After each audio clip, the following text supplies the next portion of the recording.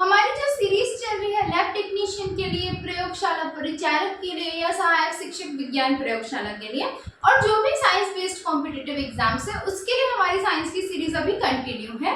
तो इसमें आज केमिस्ट्री का पार्ट हम डील करने वाले हैं और केमिस्ट्री में हम आज पॉलीमर देखने वाले हैं, जिसको आप हिंदी में बहुलक बोलते हैं।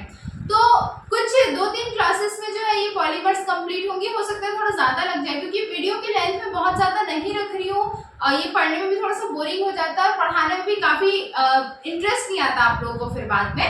तो इसलिए छोटी छोटी वीडियोस में हम कवर करते हुए चलेंगे, सारी चीजें आपकी कवर होंगी जो भी एग्जाम्स में आने वाले हैं।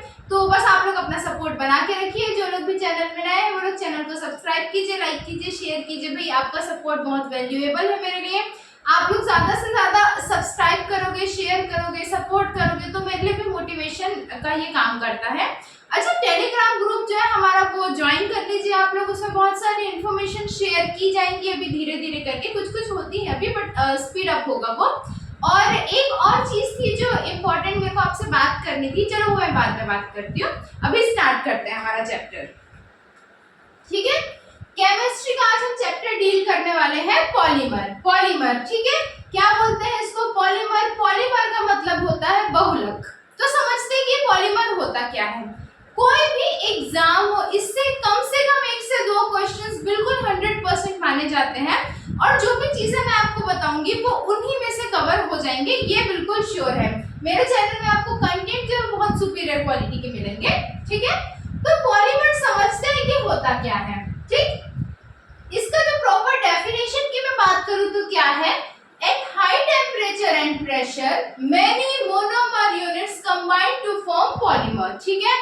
जब हम किसी एक यूनिट को, किसी सिंगल या एकल यूनिट को हाई टेम्परेचर और प्रेशर प्रोवाइड करेंगे तो वो क्या करेगा? कंबाइंड हो जाएगा, ठीक है। जैसे मैं लेती हूँ, ये मान लो मेरा कोई सा मोनोमर का यूनिट है, एकल यूनिट है, बहुत सारे सिंगल यूनिट है, ठीक है। जैसे हम माला बनाने के लिए क्या करते हैं? एक एक फूल लेते हैं, फिर जब हम उसको उनको जो थ्रेड में, धागे में डालते हैं तो वो पूरा माला का फॉर्म ले लेता है। वैसे ही समझ लीजिए एक एक यूनिट है, सिंगल यूनिट है। इस सिंगल यूनिट को क्या बोलते हैं? मोनोमर। मोनोमर, मोनो का मतलब होता है सिंगल या वन, ठीक है। मोनो का मतलब होता है सिंगल या वन। अब जब इस मोनोमर यूनिट्स है, बहुत सारे मोनोमर यूनिट्स हमने क्या किए? इकट्ठे कर लिए। उनमें हम क्या करेंगे? हाई टेम्परेचर देंगे, टेम्परेचर बिल्कुल बढ़ा देंगे, हाई टेम्परेचर होगा और साथ में क्या होगा? हाई प्रेशर होगा, हाई प्रेशर होगा। आपको पता है कि किसी भी रिएक्शन के होने के लिए टेम्परेचर और प्रेशर बहुत इंपॉर्टेंट क्या है, जो रिएजेंट बोल सकते हैं या फैक्टर है बोल सकते हैं, बहुत ही जरूरी कारक है। तो जब हम इनको हाई टेम्परेचर और प्रेशर प्रोवाइड करेंगे किसी भी मोनोमर यूनिट्स को, तो ये क्या देंगे हमको? एक पॉलीमर देंगे। मतलब सारे के सारे मोनोमर यूनिट्स एक साथ जुड़ के कोई नया प्रोडक्ट फॉर्म करेंगे जो उन सारे मोनोमर्स यूनिट्स का कंबाइंड फॉर्म होगा, और इसी कंबाइंड फॉर्म को हम क्या बोलते हैं? पॉलीमर या बहुलक बोलते हैं, ठीक है। पॉलीमर या बहुलक बोलते हैं। पॉली का मतलब होता है बहुत सारे, टू मैनी, ठीक। तो फिर से एक बार डेफिनेशन से क्लियर करते हैं कि at high temperature and pressure when too many monomer units are combined and they form a polymer, ठीक है। और टू फॉर्म अ पॉलीमर, इस तरीके से आप समझ सकते हैं। हिंदी में बोलूं तो बहुत सारे मोनोमर्स या एकल यूनिट को जब हम बहुत हाई टेम्परेचर और प्रेशर, बहुत उच्च ताप और दाब प्रोवाइड करेंगे तो ये हमको क्या देगा? ये हमको पॉलीमर या बहुलक देगा, ठीक है। अब एग्जांपल देखते हैं, 2 एग्जांपल से इसको समझेंगे। पहला जो एग्जांपल है वो मैंने क्या लिया है? अच्छा, एग्जांपल से पहले एक चीज समझते हैं, ये एन लिखा हुआ है यहाँ पर, ठीक है। दूसरे एग्जांपल में भी यहाँ पर एन लिखा हुआ है। तो ये एन क्या है? एन जो है वो बहुत सारे सिंगल मोनोमर यूनिट्स को शो करता है, ठीक है। जो एन एक नंबर है, बोल सकते हैं कि एन जो बोलते हैं मैथ्स में भी आप सॉल्व करते हैं, एन नंबर ऑफ मतलब मल्टीपल नंबर ऑफ। तो एन क्या होता है? मल्टीपल। मल्टीपल मतलब बहुत सारे, ठीक है। मल्टीपल या बहुत सारे, इसको दर्शाने के लिए हम एन करते हैं। इस n का बहुत ज्यादा यूज आने वाला है पॉलीमर वाले चैप्टर में, इसलिए आप एक एक चीजें बिल्कुल क्लियर करते हुए चलिए। तो हम क्या करेंगे, n नंबर ऑफ, बहुत सारे नंबर ऑफ एक मोनोमर यूनिट ले लेंगे, ठीक है। किसी मोनोमर यूनिट के बहुत सारे जो है वो ले लेंगे, बहुत सारे मोनोमर यूनिट्स को एक साथ ले आएंगे। तो हमने ये मोनोमर यूनिट लिया, इसका क्या नाम है, CH2 डबल बॉन्ड CH2 ऐसा लिखा हुआ है कुछ। बॉन्डिंग आप लोगों को शायद क्लियर होगी अभी तक के। अब जब इसमें 2 कार्बन है, हमको दिख रहा है कितने कार्बन है, 2 कार्बन है, तो ये कैसा होगा, 2 कार्बन के लिए हम कौन सा वर्ड यूज करते हैं, ईथ, ठीक है। और क्या है, डबल बॉन्ड है, क्या है, डबल बॉन्ड है, तो डबल बॉन्ड के लिए क्या यूज करते हैं, इन। डबल बॉन्ड के लिए क्या यूज करते हैं, इन। तो ये कौन सा मोनोमर यूनिट हो गया, इथीन। क्या हो गया, ethene, CH2 double bond CH2, 2 carbon atoms है और उन दोनों के बीच में 2 बॉन्ड्स हैं, तो इसको हम क्या नाम देंगे, 2 कार्बन एटम के लिए इथ और डबल बॉन्ड के लिए इन। तो कौन सा मोनोमर यूनिट हो गया, ये इथीन, ठीक है। अब जब इस इथीन के हम n नंबर ले लेंगे, बहुत सारे इथीन हम ले लेंगे और उसको क्या देंगे, high temperature and pressure provide करेंगे, उच्च ताप एवं दाब हम उनको प्रोवाइड करेंगे। तो ये हमको क्या देगा, ये हमको बहुत सारे इथीन के जो मॉलिक्यूल्स है वो एक साथ कंबाइन हो जाएंगे, जुड़ हो जाएंगे, और ये हमको क्या प्रोवाइड करेंगे, पॉलीथीन। पॉलीथीन जिसको आप आम भाषा में प्लास्टिक के कैरी बैग्स बोलते हो या झिल्ली बोलते हो, ठीक, जो आपको सही लगे। तो पॉलीथीन क्या है, एक प्रकार का पॉलीमर या बहुलक है, पॉलीमर या बहुलक है, मतलब बहुत सारे इथीन के मॉलिक्यूल्स को जब हम हाई टेम्परेचर और प्रेशर प्रोवाइड करेंगे तो वो हमको पॉलीथीन बनाकर देंगी, ठीक है।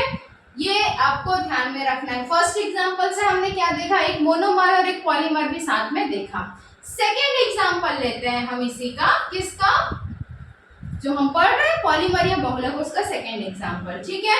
अगेन n लिखा है यहाँ पे, n मतलब मल्टीपल, बहुत सारे, तो मल्टीपल यूनिट्स हम क्या लेंगे, ठीक है, मल्टीपल यूनिट्स ऑफ CF2 लेंगे, ठीक है, मल्टीपल यूनिट्स ऑफ CF2 लेंगे।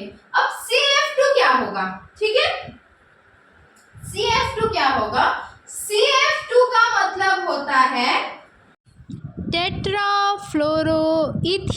क्या होता है, टेट्राफ्लोरोइथीन, ठीक है। फ्लोरोइथीन किस लिए, इथीन क्योंकि 2 कार्बन एटम्स और फ्लोरो क्योंकि उसमें फ्लोरीन ग्रुप जो है वो अटैच्ड है, और इन दोनों के बीच में कितने बॉन्ड है, डबल बॉन्ड है, तो उसके लिए आएगा इन, ठीक है। तो फ्लोरोइथीन, फ्लोरोइथीन के बहुत सारे मॉलिक्यूल्स हम ले लेंगे, बहुत सारे यूनिट्स हम लेंगे, तो वो हमको क्या देगा, पॉली टेट्रा फ्लोरोइथीन, जिसको हम PTFE भी बोलते हैं, ठीक है। ये फ्लोरोइथीन के हम बहुत सारे मॉलिक्यूल्स को जब high temperature and pressure provide करेंगे तो ये हमको क्या देगा, पॉलीटेट्राफ्लोरोइथीन देगा, जिसको हम PTFE बोलते हैं, और साथ ही इसको आप क्या बोलते हो, टेफ्लॉन भी बोलते हो। क्या बोलते हो, टेफ्लॉन।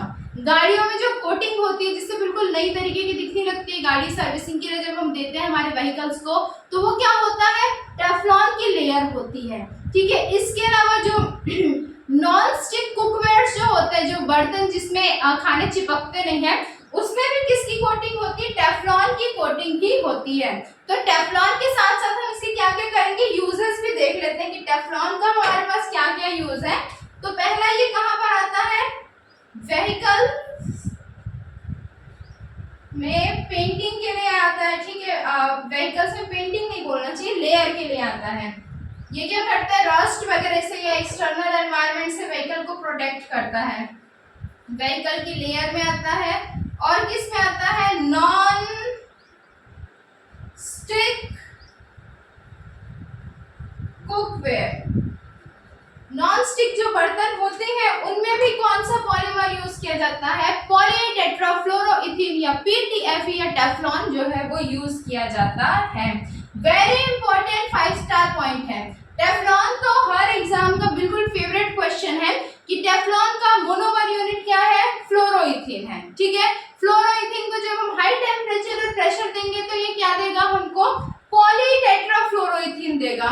पॉलीटेट्राफ्लोरोइथीन को क्या बोलते हैं, पीटीएफई भी बोलते हैं। और इस पीटीएफई को क्या बोला जाता है, टेफ्लॉन बोला जाता है। और टेफ्लॉन के यूजेस क्या है, तो गाड़ियों के लेयर के लिए यूज किया जाता है, या तो नॉनस्टिक कुकवेयर में भी टेफ्लॉन का यूज किया जाता है। इनमें से हर पॉइंट किसी न किसी एग्जाम में पूछा गया क्वेश्चन है, तो बिल्कुल एकदम इम्पोर्टेंट। मैंने पहले भी बोला है कि ये 5 स्टार पॉइंट है। जो स्टार पॉइंट है वो बहुत इंपॉर्टेंट, जो 5 स्टार पॉइंट है वो एक्सट्रीमली इंपॉर्टेंट पॉइंट्स हैं। ठीक है, अच्छा आप लोग जो है जो भी वीडियोस देख रहे हैं या शेयर कर रहे हैं, तो एक पोल क्रिएट किया गया है यूट्यूब चैनल पे कि आप लोगों को होम साइंस की क्लासेस आगे फ्यूचर में चाहिए या नहीं, क्योंकि जो लैब टेक्नीशियन वाला पार्ट है उसके सिलेबस में होम साइंस दिया हुआ है। तो यदि ज्यादा से ज्यादा लोग बोलते हैं, कमेंट्स करते हैं, तो इसके बारे में मैं सोच तो रही थी, बट ये आप लोगों के ऊपर डिपेंड करता है। तो आप लोग बताइएगा, जो भी आप लोगों के ओपिनियन है वो प्लीज आप लोग शेयर कीजिएगा कमेंट करके। ठीक है, अच्छा आगे हम देखते हैं क्लासिफिकेशन ऑफ पॉलीमर, कि पॉलीमर्स की क्लासिफिकेशन कौन कौन से टाइप्स कौन कौन से हैं। तो बेसिकली आज हम 2 टाइप के ऊपर जो है वो डिस्कशन करेंगे और इनको आगे कंटिन्यू फिर करते जाएंगे। तो पहला जो टाइप होता है, आज पहला क्लासिफिकेशन कौन से बेसिस पे है, तो सोर्स के बेसिस पे है। सोर्स में का मतलब है उत्पत्ति के बेसिस पे है, कि ओरिजिन के बेसिस पे है, कि कौन कौन से ओरिजिन से, कौन कौन से सोर्स से हमको पॉलीमर्स जो है वो मिलते हैं। तो पहला किससे मिलता है, नेचुरल सोर्स, बिल्कुल प्राकृतिक सोर्स होता है पॉलीमर्स का, नेचुरल सोर्स। और दूसरा क्या होगा, आर्टिफिशियल या सिंथेटिक या मैनमेड सोर्स, ह्यूमन द्वारा निर्मित कृत्रिम सोर्स जो होता है उसको क्या बोलते हैं, आर्टिफिशियल पॉलीमर बोलते हैं। तो जो नेचुरल पॉलीमर्स होते हैं उनका पहला जो टाइप है वो क्या है, पॉलीसैकेराइड्स। क्या है, पॉलीसैकेराइड्स। सैकेराइड्स किसके लिए यूज होते हैं, कार्बोहाइड्रेट या शुगर के लिए। ठीक है, शुगर या फिर कार्बोहाइड्रेट के लिए सैकेराइड्स वर्ड यूज किया जाता है। ठीक, तो कार्बोहाइड्रेट या शुगर का क्लासिफिकेशन मैंने डाइजेशन वाले चैप्टर में आपको स्टार्टिंग में बताया है, तो इसलिए वहां पर एक बार देख लीजिएगा। यहाँ पर क्या है कि शुगर 3 प्रकार से होते हैं, मोनोसैकेराइड, ओलिगोसैकेराइड और पॉलीसैकेराइड। ठीक है, तो हम कौन सा देख रहे हैं, पॉलीसैकेराइड। पॉलीसैकेराइड में क्या होता है, मोर देन 10, ठीक है, मोर than 10 monomer units, monomer units of sugar. Sugar के 10 से ज्यादा मोनोमर यूनिट्स या कार्बोहाइड्रेट के 10 से ज्यादा मोनोमर यूनिट्स जब आपस में कंबाइंड हो जाते हैं तो उनको हम क्या बोलते हैं, पॉलीसैकेराइड बोलते हैं। इस पॉलीसैकेराइड का जो एग्जांपल है वो मैं यहाँ पे साइड में लिख रही हूँ, स्टार्च, जो हम खाने में आलू के फॉर्म में कंज्यूम करते हैं। ठीक है, या फिर सेल्यूलोज,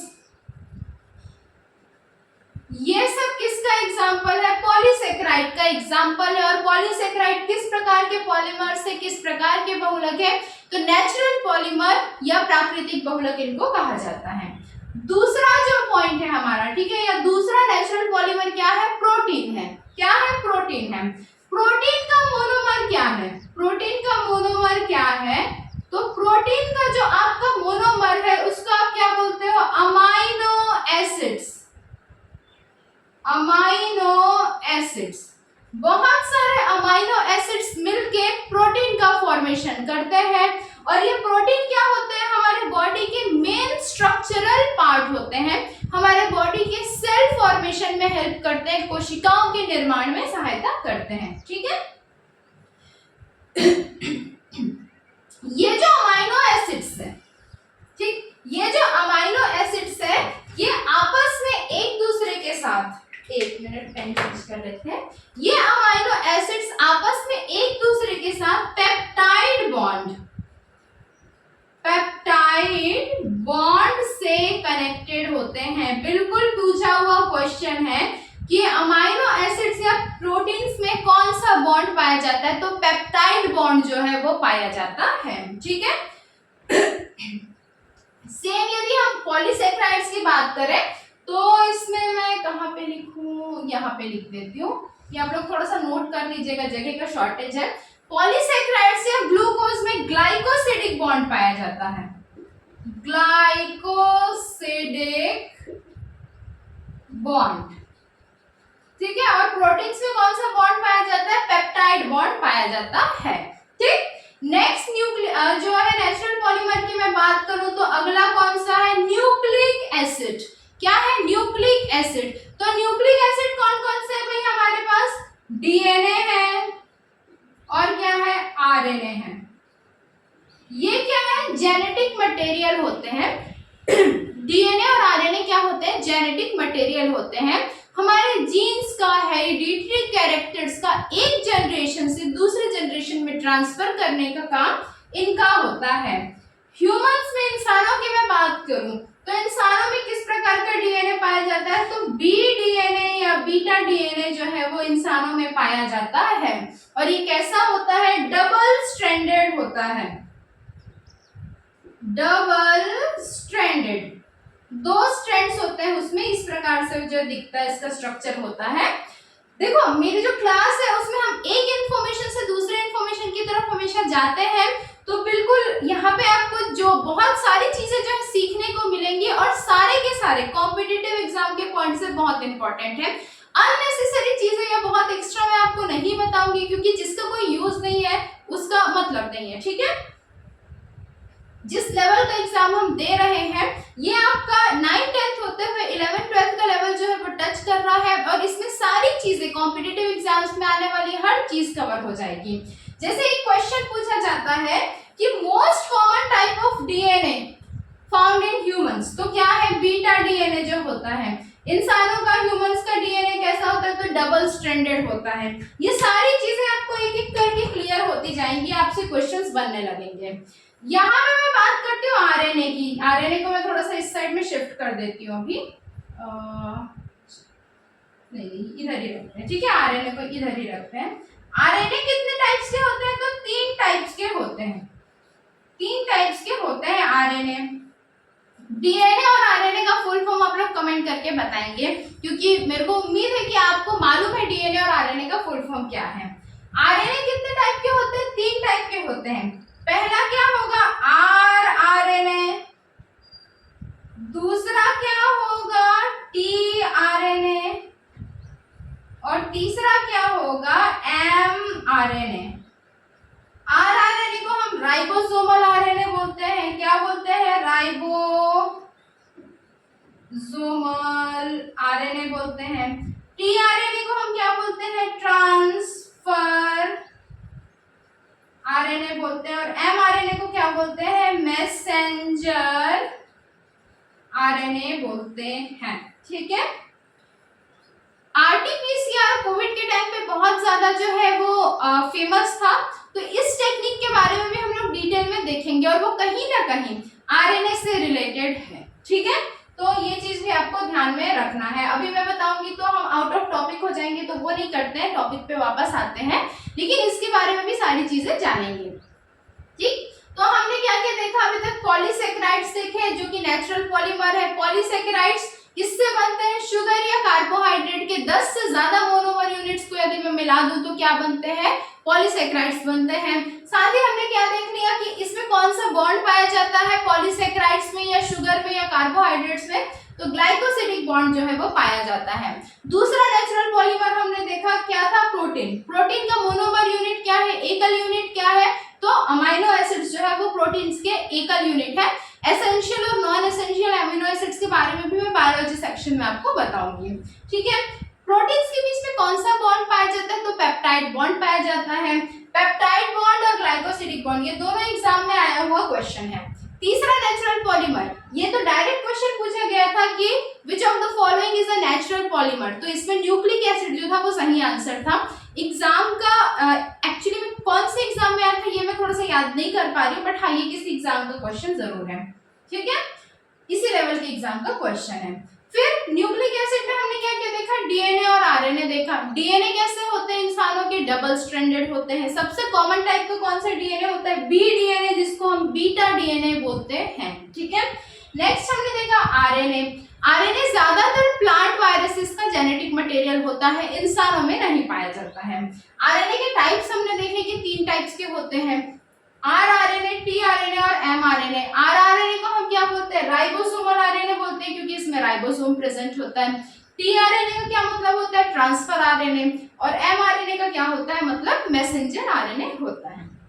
ठीक है। अब चौथा इंपॉर्टेंट नेचुरल पॉलीमर हम देखने वाले हैं, क्या है ये? Natural rubber. नेचुरल रबर जो हमको प्लांट से मिलता है। ठीक है, नेचुरल रबर जो हमको प्लांट से मिलता है। इसका मोनोमर यूनिट, किसका? नेचुरल रबर का। इसका जो मोनोमर यूनिट है जो कि बहुत ज्यादा इंपॉर्टेंट है, इसको मैं यहाँ पे लिख देती हूँ। इसका जो मोनोमर यूनिट है उसका नाम है आइसोप्रेन। आइसोप्रेन बहुत बार एग्जाम में पूछा गया क्वेश्चन है, बिल्कुल 5 स्टार क्वेश्चन है। ठीक है, आइसोप्रेन किसका मोनोमर यूनिट है? नेचुरल रबर का मोनोमर यूनिट आइसोप्रेन है। इस आइसोप्रेन को हम और किस नाम से जानते हैं? आइसोप्रेन का केमिकल नेम क्या है? What is the chemical name of isoprene? तो देखते हैं, 3-methyl 1,3-butadiene। 3-methyl 1,3-butadiene इसका आइसोप्रेन का केमिकल नेम है। ये भी एग्जाम में पूछा हुआ क्वेश्चन है, बहुत important, very important. Natural rubber वाला जो पार्ट है वो बिल्कुल 5 स्टार क्वेश्चन है। ये क्वेश्चन एग्जाम में नहीं आया है। ये क्या है? Structure of isoprene. ठीक है, स्ट्रक्चर ऑफ आइसोप्रेन ये एग्जाम में नहीं आया, लेकिन हमको सोच के चलना है कि फिर जब 2 क्वेश्चंस ऑलरेडी सारे एग्जाम्स में आ गए तो हो सकता है अगले एग्जाम में पूछ दिया जाए कि आइसोप्रेन का स्ट्रक्चर क्या है। तो हमको ध्यान में रखना है आइसोप्रेन का जो स्ट्रक्चर इस तरीके से होता है, CH2 के बाद फिर डबल बॉन्ड, फिर यहाँ पर एक C आएगा, इस C में क्या अटैच होगा भाई? आपका मिथाइल ग्रुप जो है वो अटैच होगा। ठीक है, फिर यहाँ पर क्या बनेगा? CH और ये हो गया डबल बॉन्ड CH2। ठीक, चलो सबके 4 कंप्लीट हो गए ना।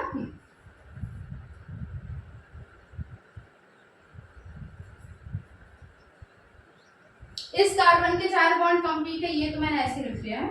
इस कार्बन के 4 बॉन्ड कंप्लीट है, 2 हाइड्रोजन से, 2 यहाँ पर से। इस कार्बन के भी 4 बॉन्ड जो है वो कंप्लीट है, यहाँ यहाँ और यहाँ पर। इसके भी 4 बॉन्ड जो है वो कंप्लीटेड है, 2 यहाँ से, 1 हाइड्रोजन और 1 इससे, और इसके भी 4 बॉन्ड कंप्लीटेड है। तो इस तरीके से हम चेक करते हैं कि हमारा जो स्ट्रक्चर है वो सही है कि नहीं। सबको पता है ना कि कार्बन के 4 बॉन्ड जो होते हैं वो कंप्लीट होने चाहिए। ठीक, तो ये क्या है इसमें, इसके स्ट्रक्चर की यदि मैं बात करूं तो नंबरिंग कहाँ से शुरू कर रहे हैं? हम इधर से शुरू कर रहे हैं। ठीक है, नंबरिंग यहाँ से शुरू कर रहे हैं।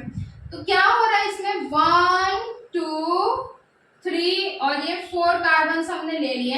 4 कार्बन में क्या है? तीसरे नंबर पे क्या है? मिथाइल ग्रुप अटैच्ड है। तीसरे नंबर पे क्या है? मिथाइल ग्रुप अटैच्ड है। तो क्या हो गया? 3 मिथाइल फिर 1,3-ब्यूटाडाइइन, दोनों में क्या है? डबल बॉन्ड्स है। फर्स्ट कार्बन में भी डबल बॉन्ड है, थर्ड कार्बन में भी डबल बॉन्ड है। तो इस तरीके से इसका स्ट्रक्चर बनता है। स्ट्रक्चर शायद आप लोगों को बहुत ज्यादा क्लियर नहीं होगा, यदि आपने नॉमेनक्लेचर अच्छे से नहीं पढ़ा होगा तो वो पढ़ लेंगे, एक बार ध्यान में रखना है। और केमिकल नेम भी याद रखना है। आइसोप्रीन का क्या है? 3-methyl 1,3-butadiene is a chemical name of isoprene. ठीक है, तो इस तरीके से क्वेश्चंस आ सकते हैं। इसी चैप्टर को जो हमने पढ़ा है, इसको यदि मैं क्वेश्चंस के फॉर्म में बताऊं तो कैसे कैसे क्वेश्चंस आएंगे कि व्हाट इज पॉलीमर। ठीक, पॉलीमर के ऊपर डायरेक्ट क्वेश्चन आ सकता है। देन आपका क्वेश्चन आ सकता है पॉलीथीन के ऊपर कि पॉलीथीन जो है वो किसका पॉलीमर है, या what is the monomer unit of polythene, polythene का मोनोमर यूनिट क्या है। टेफ्लॉन के ऊपर तो बहुत सारे क्वेश्चंस बनते हैं कि पीटीएफ किसको बोला जाता है, ये क्वेश्चन बनता है। टेफ्लॉन का जो मोनोमर यूनिट है उस पे क्वेश्चन बनता है। टेफ्लॉन के यूजेस पे क्वेश्चन बनते हैं। टेफ्लॉन के फुल फॉर्म, पीटीएफ के फुल फॉर्म पे क्वेश्चन बनता है। ठीक है, देन नेचुरल पॉलीमर्स से आपके क्वेश्चंस आते हैं कि पॉलीसेकेराइड में कितने मोनोमर यूनिट्स होने चाहिए। तो हमने अभी पढ़ा कि more than 10 monomer units should be there. उसके बाद फिर हम क्या होता है कि जो पॉलीसेकेराइड्स होते हैं, जो शुगर है उसमें किस प्रकार का बॉन्ड पाया जाता है, तो ग्लाइकोसिडिक बॉन्ड जो है वो यहाँ पे पाया जाता है। फिर हमने किसकी बात की, प्रोटीन की बात की। प्रोटीन से भी बहुत इंपॉर्टेंट क्वेश्चंस बनते हैं कि प्रोटीन के मोनोमर यूनिट्स क्या है, तो अमाइनो एसिड्स है प्रोटीन के मोनोमर यूनिट्स। उसके बाद प्रोटीन में कौन सा बॉन्ड पाया जाता है, तो भाई पेप्टाइड बॉन्ड जो है वो पाया जाता है। देन न्यूक्लिक एसिड पे क्वेश्चंस बनते हैं, डीएनए पे, आरएनए पे, जो मैंने अभी रिसेंटली आपको बताया उस पे क्वेश्चंस बनते हैं। फिर नेचुरल रबर पे क्वेश्चंस बनते हैं, ठीक है। कल हम सिंथेटिक रबर के बारे में पढ़ेंगे, अभी ज्यादा हौच-पौच हो जाएगा इसलिए वो नहीं बता रही हूँ। उसका अलग जो है वो मोनोमर यूनिट है जिसको नियोप्रीन बोलते हैं। तो नेचुरल रबर के बारे में जो है हमने देखा है कि नेचुरल रबर का जो मोनोमर यूनिट है वो क्या है, आइसोप्रीन है। आइसोप्रीन को हम केमिकली क्या बोलते हैं, तो 3-मिथाइल-1,3-ब्यूटाडाइईन बोला जाता है। और साथ ही हमने क्या देखा, आइसोप्रीन का स्ट्रक्चर भी देखा। नेक्स्ट मैं बात करती हूँ आर्टिफिशियल या सिंथेटिक या कृत्रिम पॉलीमर की, बहुलक की, ठीक है। तो इसके आज हम सिर्फ एग्जांपल्स देखते हैं। जैसे आपने अभी पॉलीथीन पढ़ा, क्या है भाई, नेचुरली थोड़ी ना उगता है, पॉलीथीन पेड़ में थोड़ी ना उगता है, ठीक है, ये इंसानों द्वारा बनाया जाता है। तो ये क्या है, मैन मेड या सिंथेटिक है। टेफ्लॉन आपका सिंथेटिक या आर्टिफिशियल पॉलीमर है। देन डेक्रॉन, ग्लिप्टॉल, नायलॉन 6, बेकेलाइट, ये सारे जो पॉलीमर्स हैं ये कैसे पॉलीमर्स है, ये आर्टिफिशियल या सिंथेटिक या मैन मेड पॉलीमर्स हैं जिनको इंसानों के द्वारा कुछ केमिकल्स डाल के, कुछ मोनोमर यूनिट्स को कंबाइन करके, कंडेंस करके प्रिपेयर किया जाता है। तो सारे के सारे पॉलीमर्स हमको एक एक करके देखना है आगे की क्लासेस में। सारी चीजें धीरे धीरे कवर होती हुई चलेंगी।